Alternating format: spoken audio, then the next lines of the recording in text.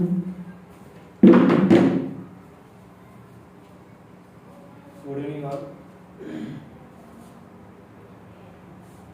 In last lecture, we have seen the power transmission through the pipe. Fluid mechanics में last class में देखा था कि किसी पाइप में से कितना पावर ट्रांसमिट होता है, और इस क्लास में हम देखने वाले हैं flow through the nozzle. Nozzle एक डिवाइस होता है, उस नोजल के थ्रू फ्लो पढ़ने वाले हैं. ठीक है, तो शुरू करते हैं. Flow through nozzle. नोजल होता क्या है पहले समझना पड़ेगा. नोजल मतलब ऐसा एक डिवाइस है जो वेलोसिटी को इंक्रीज करने के लिए यूज किया जाता है. Nozzle is the device which is used to convert the total energy available at the inlet of that nozzle into kinetic energy. मतलब क्या, उसके इनलेट पे कोई भी एनर्जी हो उसको काइनेटिक एनर्जी में कन्वर्ट करता है. Generally pressure energy is converted into kinetic energy ऐसे बोला जाता है. लेकिन अगर नोजल के इनलेट पे मान लो प्रेशर प्लस कोई डाटा एनर्जी है, तो सभी एनर्जी को इनलेट में होने वाले सभी इनलेट पे जो अवेलेबल एनर्जी होगी उसमें से सभी एनर्जी को वो आउटलेट एनर्जी में कन्वर्ट करता है, तो काइनेटिक एनर्जी में कन्वर्ट करता है. डेफिनेशन लिखी हुई है बोर्ड के ऊपर. Nozzle is the device, nozzle is the device which is used to convert the total energy at the inlet into kinetic energy. जो भी एनर्जी अवेलेबल होगी उसके इनलेट पे, उस एनर्जी को काइनेटिक एनर्जी में यूज कन्वर्ट करता है. काइनेटिक एनर्जी में कन्वर्ट करता है मतलब वेलोसिटी में कन्वर्ट करता है. राइट. अब ये नोजल्स कहाँ यूज किए जाते हैं, तो जहां ज्यादा वेलोसिटी की जरूरत पड़ेगी वहां यूज किया जाता है. राइट. नोजल्स कहाँ यूज किए जाते हैं, जहां ज्यादा एनर्जी की जरूरत पड़ेगी, ज्यादा वेलोसिटी की जरूरत पड़ेगी, वहां यूज किए जाते हैं. These nozzles are used where higher velocities are required. Where higher velocities of the flow are required. अब कहाँ का रिक्वायरमेंट है हायर वेलोसिटीज की. एक तो एग्जांपल देखते हैं. हाइड्रोलिक मशीन में, इसके बाद आपको जो हाइड्रोलिक मशीन नाम का सब्जेक्ट पढ़ना है जो फ्लूइड मैकेनिक्स का ही एक्सटेंशन है, वहां पर आपको अलग अलग तरह के टरबाइन्स पढ़ने हैं. टरबाइन मतलब जिससे आप इलेक्ट्रिसिटी जनरेट करते हो. राइट. तो टरबाइन में एक पेल्टन टरबाइन होता है. One of the turbines is Pelton turbine. वहां पर क्या होता है, एक हाई एलिवेशन से एक पाइप से फ्लो करके वाटर लेके आते हैं और टरबाइन के ऊपर उसको स्ट्राइक कराते हैं तो टरबाइन घूमने लगता है. जब वो पाइप्स, उस पाइप को क्या बोलते हैं, उस पाइप को पेनस्टॉक बोलते हैं. तो उस पाइप से जब वाटर आता है और टरबाइन के ऊपर स्ट्राइक करता है तो टरबाइन घूमने लगता है. लेकिन पाइप के एंड में एक नोजल कनेक्ट किया होता है. पाइप के एंड पे एक नोजल फिट किया रहता है जो जितनी भी एनर्जी उसके पास है उस सभी एनर्जी को वेलोसिटी में कन्वर्ट करता है, मतलब काइनेटिक एनर्जी में कन्वर्ट करता है. और ज्यादा से ज्यादा वेलोसिटी में वो नोजल के थ्रू निकलने वाला वाटर उस टरबाइन के ऊपर स्ट्राइक होता है. राइट. तो नोजल का एप्लीकेशन क्या है, it converts entire energy available at the inlet into kinetic energy और इनटू वेलोसिटी. एक नोजल इस तरह से होता है जिसकी इनलेट डायमीटर ज्यादा होती है और डायमीटर कम कम होते जाती है, आउटलेट पे डायमीटर कम होती है. This is the nozzle. ये जो आपको दिख रहा है ये नोजल है. राइट. This is nozzle. अब हम देखते हैं इसके बाकी सभी पैरामीटर्स किस तरह से कैलकुलेट करने हैं. मान लो अपने पास एक टैंक है जिसको आपने एक पाइप कनेक्ट किया हुआ है. Let us consider a reservoir which is connected with a pipe of diameter capital D. ऐसा एक पाइप कनेक्ट किया जिसके डायमीटर कैपिटल D है और उस पाइप के एंड पे आपने एक नोजल फिट किया. we have fitted a nozzle at the end of pipe. Right. इसके एक दूसरे एंड पे नोजल आपने कनेक्ट किया है और उस नोजल के थ्रू आपको फ्लो पड़ना है. राइट. अब मान लो इस पाइप के इनलेट पे कैपिटल H जितना हेड है.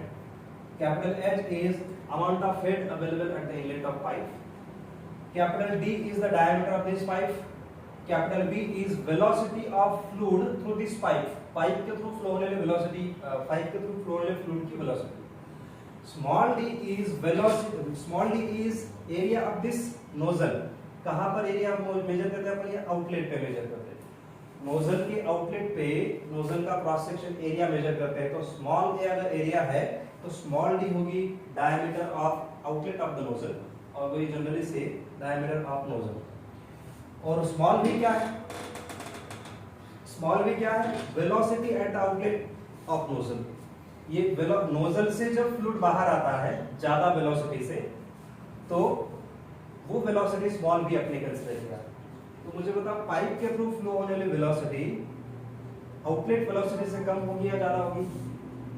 बिल्कुल कम होनी चाहिए, क्योंकि बाहर जब फ्लूइड आ रहा है जेट के फॉर्म में, तो यहाँ वेलोसिटी बढ़ती है। नोजल का काम ही यही है कि जितनी भी एनर्जी उसके इनलेट पे अवेलेबल है, सभी के सभी एनर्जी को काइनेटिक एनर्जी में कन्वर्ट करना।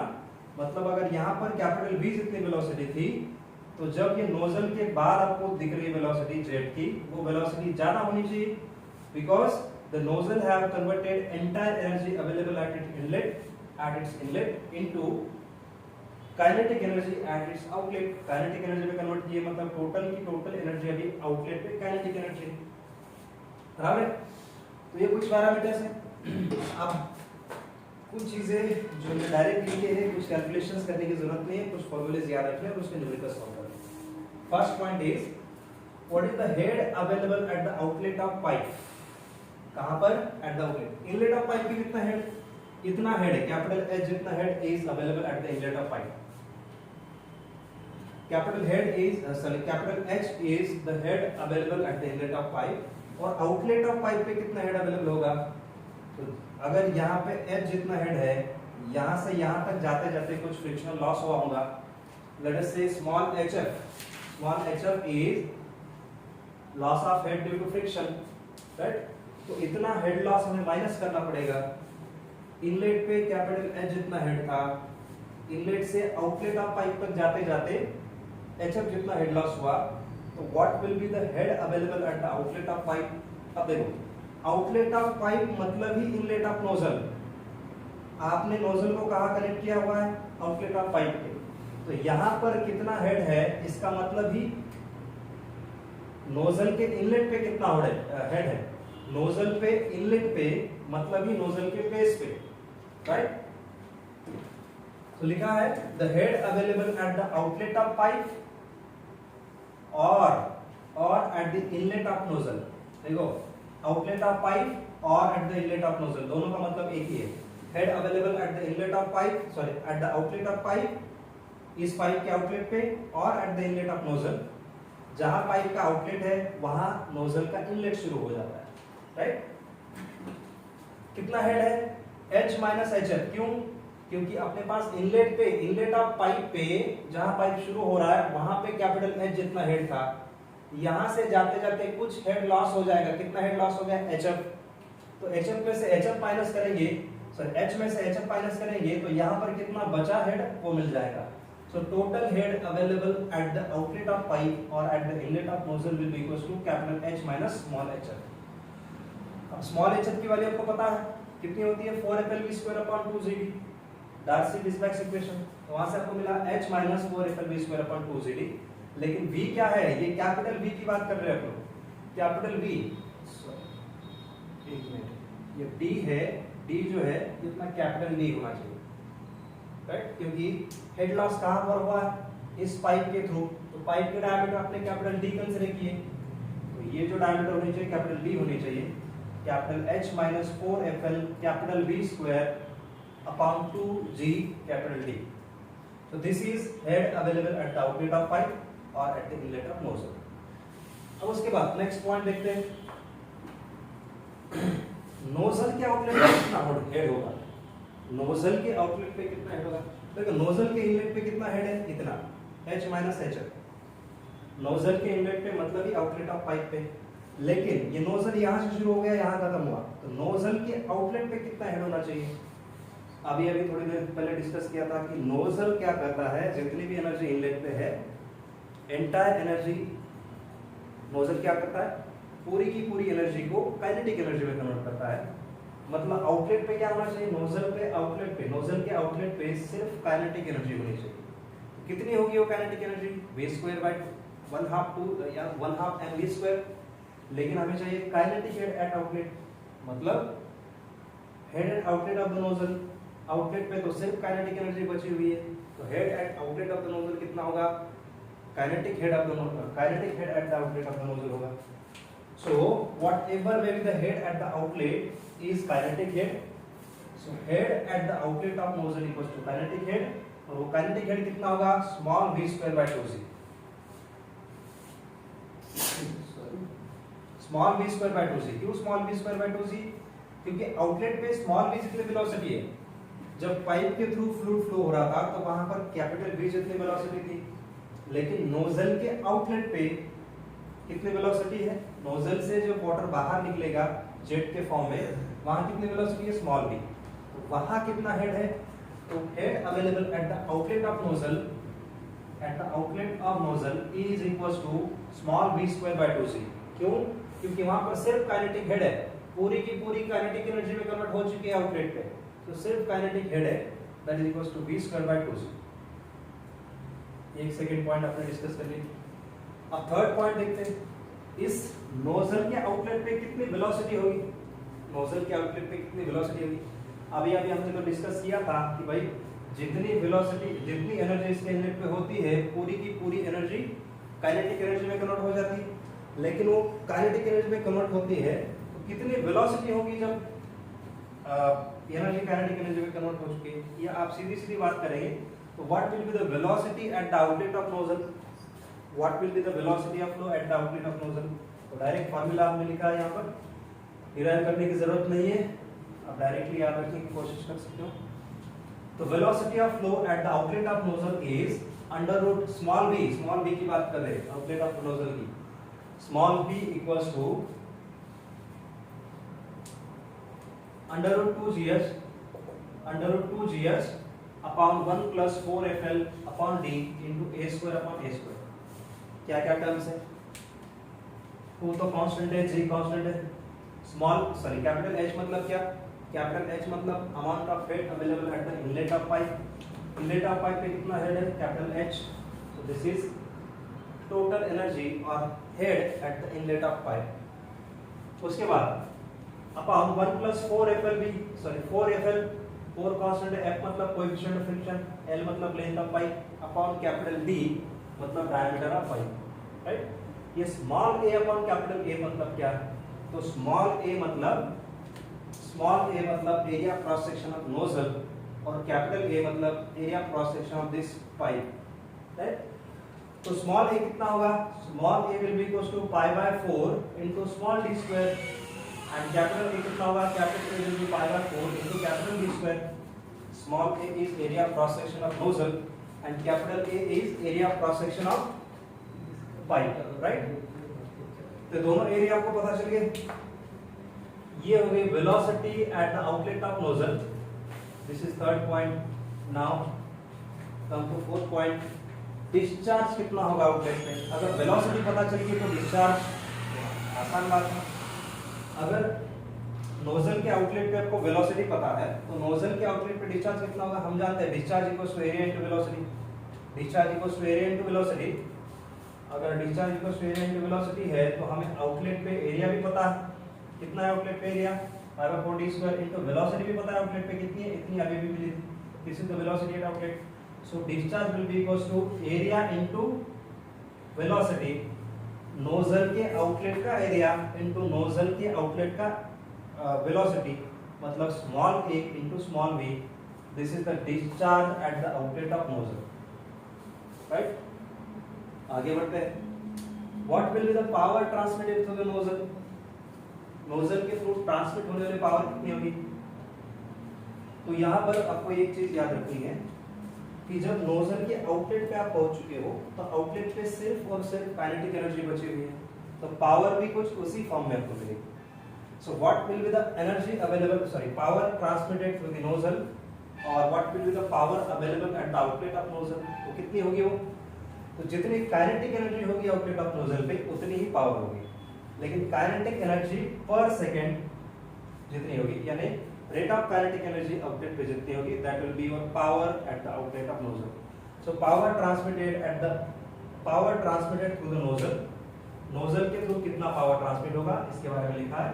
power transmitted through the nozzle is equals to kinetic energy per second at the outlet of nozzle. kinetic energy per second at the outlet of nozzle. Kinetic energy कितनी होती है? Kinetic energy per second की बात चल रही है, ठीक है, काइनेटिक एनर्जी पर सेकंड की बात चल रही है, सिर्फ काइनेटिक एनर्जी नहीं, काइनेटिक एनर्जी पर सेकंड यानी रेट ऑफ काइनेटिक एनर्जी तो कितनी होगी वो हम जानते हैं। Kinetic energy equals to 1/2 mass into velocity square, 1/2 mv square, ये काइनेटिक एनर्जी का फार्मूला है। लेकिन हमें चाहिए काइनेटिक एनर्जी पर सेकंड, तो काइनेटिक एनर्जी पर सेकंड चाहिए, इसलिए 1/2 mass per second into velocity का स्क्वायर। m डॉट मतलब क्या? मास पर सेकंड या मास फ्लो रेट आप बोलते हैं उसको। अब कितना होता है m डॉट या मास फ्लो रेट कितना होता है हम जानते हैं, फार्मूला उसका कितना होता है mass flow rate. Mass flow rate is rho A V, mass flow rate is rho A V, right. इसके बारे में हमने पहले भी डिस्कस किया था, मास फ्लो रेट कितना होता है क्या। आगे बढ़ते हैं, mass flow rate into velocity, so 1/2 rho A V into velocity का स्क्वायर, तो आपको फाइनली मिल गया 1/2 rho A V square, finally आपको मिल गया 1/2 rho A V square, right. आगे बढ़ते हैं, next term, what is efficiency of power transmission through the nozzle. ये तो आपको पावर ट्रांसमिशन मिल गई नोजल के थ्रू, कितनी पावर ट्रांसमिट होती है। अब एफिशिएंसी कितनी है पावर ट्रांसमिशन की, ऐसा तो नहीं है कि जितनी एनर्जी अवेलेबल इनलेट पे थी पूरी की पूरी आउटलेट पे ट्रांसमिट होगी, ऐसा तो नहीं है। तो हमें चेक करना है कि कितनी एफिशिएंसी है पावर ट्रांसमिशन की नोजल के थ्रू, राइट। सो एफिशिएंसी का फार्मूला तो आप जानते हैं, जनरल फार्मूला है, आउटलेट पे कितनी पावर होगी अपॉन, सॉरी आउटलेट पे कितनी एनर्जी होगी अपॉन इनलेट पे कितनी एनर्जी या कितनी पावर होगी, उन दोनों का रेशियो होता है अपना efficiency of nozzle, right. So efficiency of power transmission through the nozzle is equals to power available at the outlet of nozzle, power available at the outlet of nozzle to power at the inlet of nozzle। अब power at the outlet of nozzle कितनी होगी अभी अभी calculate की है, 1/2 rho A V Q, 1/2 rho A two V Q, outlet की power अभी अभी कैलकुलेट की है। इनलेट पे कितनी पावर होगी, इनलेट पे कितनी पावर होगी, rho g Q into H, rho g Q into H, H मतलब हेड एट इनलेट। देखो कहीं की भी पावर चाहे इनलेट की हो आउटलेट की हो किसी भी जगह की हो, पाइप के थ्रू आप इसी फॉर्मूले से कैलकुलेट कर सकते हो, रो g Q into H, rho g Q into H. अगर आपको इनलेट पे कितनी पावर अवेलेबल है, किसी पाइप के इनलेट पे या किसी नोजल के या किसी भी डिवाइस के इनलेट पे कितनी पावर अवेलेबल है एफएम में, तो आप सीधा सीधा बोल सकते हो रो जी क्यू इनटू एच। लेकिन एच कौन सा, हेड एट द इनलेट। अगर आउटलेट की पूछेंगे तो H means what, head at the outlet. अब हेड एट द आउटलेट कितना होता है generally, capital H minus H, क्योंकि इतना ही हेड बचता है आउटलेट पे, फ्रिक्शनल लॉस माइनस करना पड़ेगा। सो rho g Q into head, फिर किसी भी जगह का इनलेट का हो गया तो इनलेट की पावर कैलकुलेट करते हैं तो इनलेट का हेड, आउटलेट की पावर कैलकुलेट करनी है तो आउटलेट का head, right. That is common formula for power transmission. Now inlet पे पावर कितनी अवेलेबल होगी, इतनी, आउटलेट की पावर अपॉन इनलेट की पावर, ये आप कैलकुलेशंस कर लोगे तो फाइनल फार्मूला आपको मिल जाएगा। कैलकुलेशन में डिटेल में जाने की जरूरत नहीं है, we should focus on the formula. So eta equals to 1 upon bracket में 1 plus 4fl upon d plus a square by square, right. So 1 upon this much, this is the formula for efficiency of power transmission, okay. उसके बाद देखते हैं, उसके बाद what is condition for maximum power transmission. इसके पहले भी हमने पावर ट्रांसमिशन में देखा था, इसके पहले की क्लास में, वहां पर क्या कंडीशन थी मैक्सिमम पावर ट्रांसमिशन की, वहां पर भी यही कंडीशन थी, HF should be equals to H/3। Condition for maximum power transmission is HF equals to H/3, मतलब head loss due to friction HF is should be equals to 1/3 of head available at the inlet. मतलब क्या है, inlet पे अगर capital H जितना head available है और इस पाइप के थ्रू जाने वाला जो मतलब पाइप के थ्रू जो फ्लूइड जा रहा है, तब अगर हेड लॉस HF ये 1/3 होगा किसके, 1/3 of inlet head available at the inlet. अगर 1/3 होगा तो जो भी पावर ट्रांसमिट होगी इस पाइप के थ्रू या नोजल के थ्रू, वो मैक्सिमम पावर ट्रांसमिशन होगी। This is the required condition for maximum power transmission, right. HF equals to H/3। अब नेक्स्ट पॉइंट देखते हैं, याद रखना है ये diameter of nozzle for the maximum power transmission. अगर इस नोजल के थ्रू मैक्सिमम पावर ट्रांसमिट होनी चाहिए तो उसके लिए कितने डायमीटर होने चाहिए? तो उसके लिए अपने पास ratio of area of nozzle upon ratio of area of nozzle upon area of pipe is equal to under root FL upon capital D। ये टर्म्स के बारे में तो सब कुछ जानते हो। L मतलब length of pipe, capital D मतलब length of diameter of pipe, इनके बारे में जानते हैं। तो थोड़ा सा डेटा ज्यादा याद रखना है, फॉर्मूले थोड़े से याद रखने के लिए ज्यादा है, अदरवाइज इसमें ज्यादा कुछ मुश्किल है नहीं, थोड़ा सा याद रखना ज्यादा पड़ेगा। ओके, ये इसके थ्योरेटिकल पार्ट था ये नोजल का। अब हम देखते हैं इसके न्यूमेरिकल्स के बारे में। इसके न्यूमेरिकल्स के बारे में देखते हैं। पहले ही न्यूमेरिकल में बोला है the head of water at the inlet of pipe is 200 metre. Head of the water at the inlet of pipe, which is 200 meter long, 2000 meter long and 500 meter diameter is 60 meter। मतलब head की value दी है 60 metre, length of pipe 200 metre है और 500 metre उसकी diameter है। Nozzle of diameter 100 mm at its outlet is fitted to the pipe and the velocity of water at the outlet of nozzle take F equals to 0.01। देखो velocity of pipe calculate, velocity at the outlet of pipe calculate करना है, velocity at the outlet of nozzle calculate करना है। तो उसका अपने पास सीधा सीधा फार्मूला है। क्या फार्मूला है? Velocity at the outlet of nozzle is equals to V equals to under root 2GH upon 1 plus 4FL upon D A square by A square. Right, सब कुछ डेटा दिया हुआ है, आप डायरेक्टली कैलकुलेट कर सकते हो। कुछ डेटा देखो, ये जो है this is your head at the inlet, मतलब ये कैपिटल H के बाद ये जो आपको दिख रहा है 200 मीटर, ये आपको दिया है लेंथ ऑफ पाइप, ये दिया है डायमीटर ऑफ पाइप मतलब कैपिटल D। उसके बाद आगे क्या बोला है? 100 mm at its outlet. Nozzle, nozzle की डायमीटर दी है, ये नोजल की डायमीटर मतलब स्मॉल d है, नोजल की डायमीटर मतलब स्मॉल d है, mm में दी है, मीटर में कन्वर्ट करनी पड़ेगी। उसके बाद आगे बोला है find the velocity of water at the outlet of nozzle और स्मॉल f भी दिया हुआ है। आपको सीधा सीधा वेलोसिटी कैलकुलेट करनी है स्मॉल v। आप इस फॉर्मूले में बैलेंस पुट अप कर सकते हो और डायरेक्टली वेलोसिटी फाइंड आउट कर सकते हो। मैं आपको डायरेक्टली आंसर बता रहा हूं। देखो अपने पास क्या क्या है, 2 है, h भी है, कैपिटल H भी है अपने पास, 4f ये तो कांस्टेंट है, f भी दिया हुआ है, लेंथ ऑफ पाइप दी हुई है अपॉन कैपिटल D मतलब डायमीटर ऑफ पाइप दिया हुआ है। उसके बाद एरिया ऑफ पाइप कितना, area of nozzle small a मतलब एरिया ऑफ नोजल कितना होगा पाई बाय 4d स्क्वायर, लेकिन किसका d? नोजल का d। Area of nozzle is pi by 4 small d square और एरिया ऑफ पाइप मतलब capital D sorry capital A that will be equals to pi by 4 capital D square. दोनों areas आप calculate कर सकते हो, सब कुछ कैलकुलेट कर सकते हो, अपने पास सब कुछ है, उस पे वैल्यूज पुट अप करो और कैलकुलेट करो। ठीक है, इसका मैं आंसर आपको बता देता हूं। Velocity is 36.61 metre per second. 36 point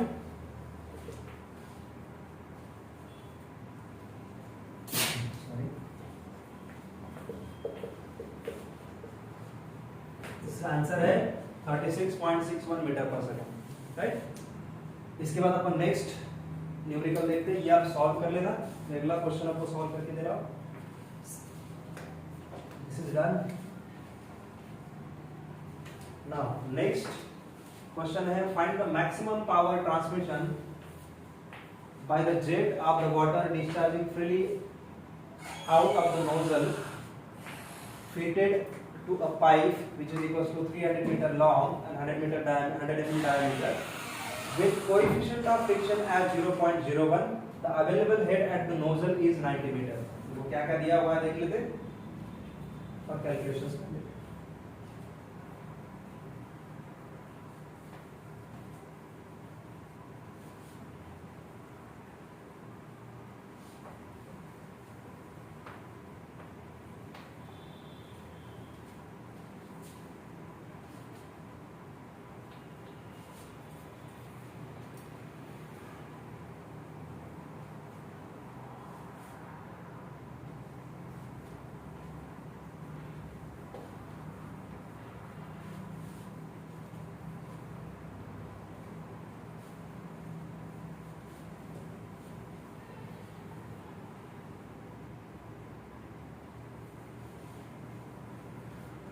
चलो क्वेश्चन नंबर 2 सॉल्व करते हैं।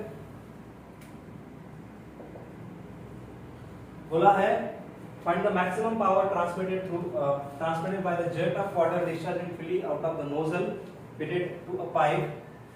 लेंथ दी है पाइप की कितनी 300 मीटर। उसके बाद डायमीटर ऑफ पाइप दी है 300 mm मतलब 0.3 metre.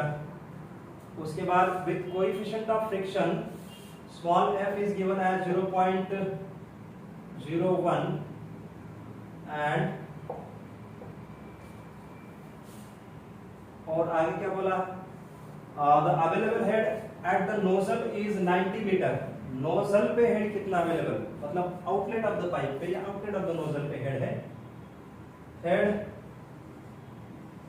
Eight nozzle is equals to how much 90 metre. इतना अपने पास डेटा दिया और कैलकुलेट क्या करना है वी हैव टू कैलकुलेट आपको फाइंड क्या करना है मैक्सिमम पावर ट्रांसमिशन कितना ये कैलकुलेट करना है। लेंथ दिया है डायमीटर दिया है पाइप का एफ दिया है 90 मीटर ये सब डेटा दिया है।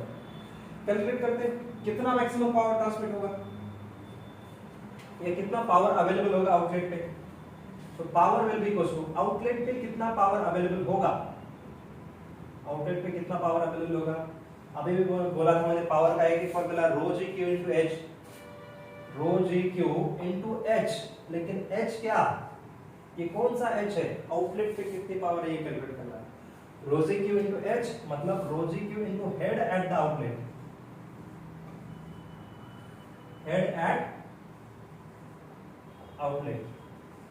आउटलेट ऑफ नोजल बोल सकते हैं right. Head at outlet of the nozzle जिसकी वैल्यू आपको दी हुई कितनी दी हुई है head at the outlet of nozzle is 90 metre दिया हुआ है राइट। अब बाकी की चीजें ये रो पता है जी पता है रो क्यू कितना होगा क्यू मतलब area into velocity right. Q मतलब एरिया इनटू वेलोसिटी। अब नोजल के थ्रू कितना एरिया इनटू वेलोसिटी नोजल का एरिया कितना होगा स्मॉल a इनटू नोजल की वेलोसिटी नोजल के थ्रू कितनी वेलोसिटी होती है आउटलेट ऑफ द नोजल पे कितनी वेलोसिटी होती है small v right. So q equals to area into small v बराबर है। लेकिन एरिया कितना है π/4d²। सो π/4d² d की वैल्यू d की वैल्यू है अपने पास इनटू स्मॉल v। अब ये स्मॉल v कैसे कैलकुलेट कर लेंगे मुझे बताओ what is the head at the outlet of nozzle outlet of nozzle पे कौन सा हेड होता है सिर्फ काइनेटिक हेड होता है। अगर आउटलेट ऑफ नोजल पे सिर्फ काइनेटिक हेड है हेड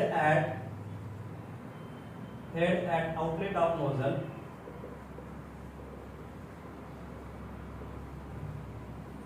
कौन सा होता है वो काइनेटिक हेड होता है। तो कितनी होती है उसकी वैल्यू v²/2g स्मॉल v²/2g लेकिन उसकी वैल्यू तो आपको ऑलरेडी दी हुई है 90 metre.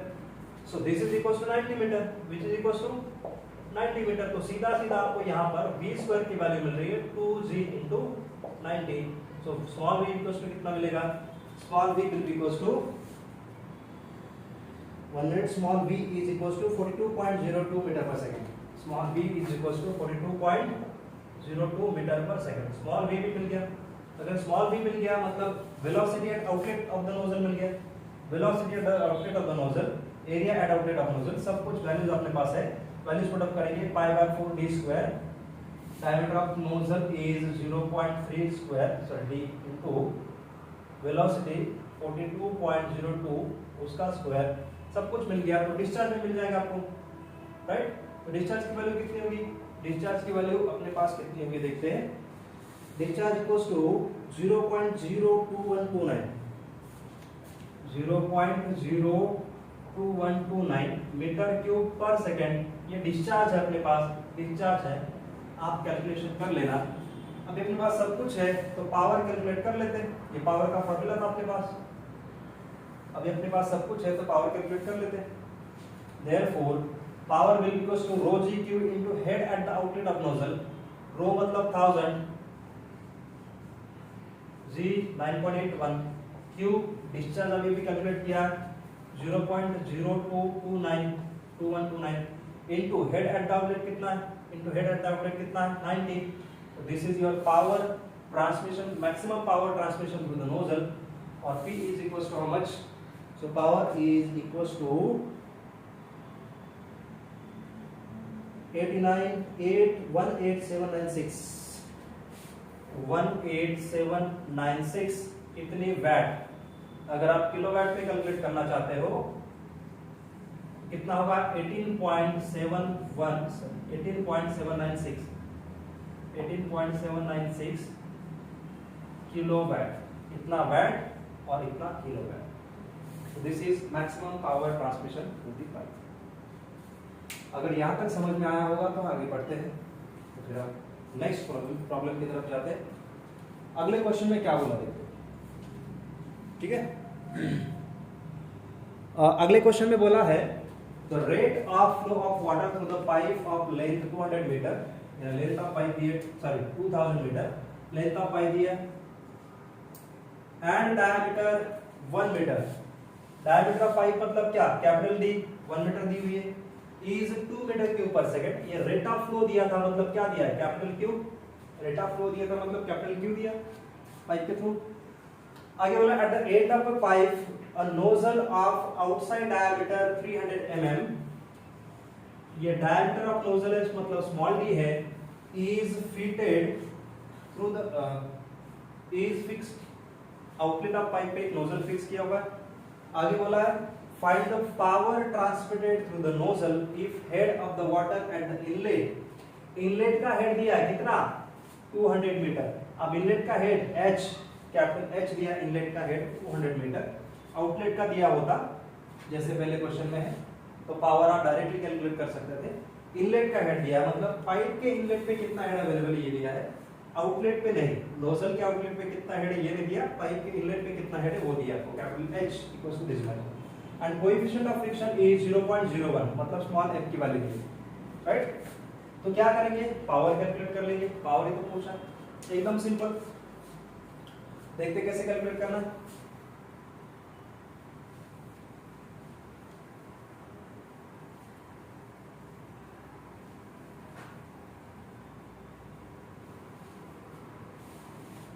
This is question number 3। Question number 3 कैसे कैलकुलेट करेंगे? Rate of flow of water through the pipe of length 2000 metre, length of pipe दी है 2000 metre, right? And diameter of pipe is equals to 1 metre.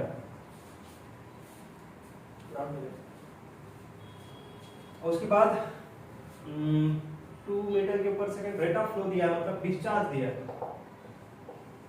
2 metre cube per second. और आगे बोला at the end of pipe nozzle of outside diameter, मतलब diameter of nozzle small d equals to दिया है 300 mm, मतलब भी 0.3 metre ये diameter of nozzle है। आगे बोला है head of the water at the outlet of at the inlet of nose and the inlet of pipe दिया मतलब कैपिटल H की वैल्यू दी है अपने पास, कैपिटल H इक्वल्स टू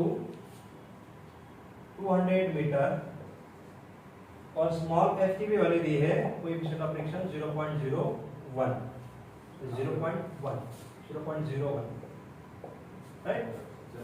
ये सब चीजें दी हुई है। अब पावर कैसे कैलकुलेट करना है? आउटलेट ऑफ नोजल पे कितनी पावर है या पावर ट्रांसमिशन कितनी होगी, क्या पूछा है? What is the and the power transmitted through the nozzle. अब power transmitted through the nozzle कितनी होगी, इसका दूसरा मतलब क्या है? आउटलेट ऑफ द नोजल पे कितनी पावर अवेलेबल होगी। तो power transmission through the nozzle is equal to rho g Q, एक ही formula, rho g Q into head at the outlet.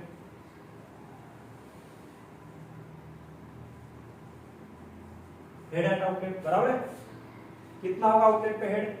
Outlet पे हेड अपने पास होगा, अगर डायरेक्टली दिया होगा तो डायरेक्टली पुट करते थे, डायरेक्टली नहीं दिया, इनलेट का हेड दिया। हम जानते हैं अगर इनलेट पे कुछ हेड है तो उसमें से कुछ हेड लॉस हुआ होगा और बचा हुआ आउटलेट पे बचेगा। तो इनलेट का माइनस बीच में हुआ head loss equals to outlet का head, right? So rho g Q into outlet पे कितना हेड होगा, तो इनलेट का हेड माइनस बीच में कितना लॉस हुआ है वो पुट करेंगे तो आउटलेट का हेड मिल जाएगा। स्मॉल एच की वैल्यू कितनी है? 4FL V², लेकिन capital V, right, upon 2GD। Capital V की बात की है। कैपिटल V कैसे कैलकुलेट करोगे? कैपिटल V मतलब वेलोसिटी थ्रू द पाइप। आपको डिस्चार्ज थ्रू द पाइप दिया हुआ है, एरिया ऑफ पाइप भी पता है, तो ये जो कैपिटल V है कैसे कैलकुलेट करोगे? Discharge upon area, discharge upon capital A। Capital A मतलब क्या? कैपिटल A मतलब area of cross section of pipe,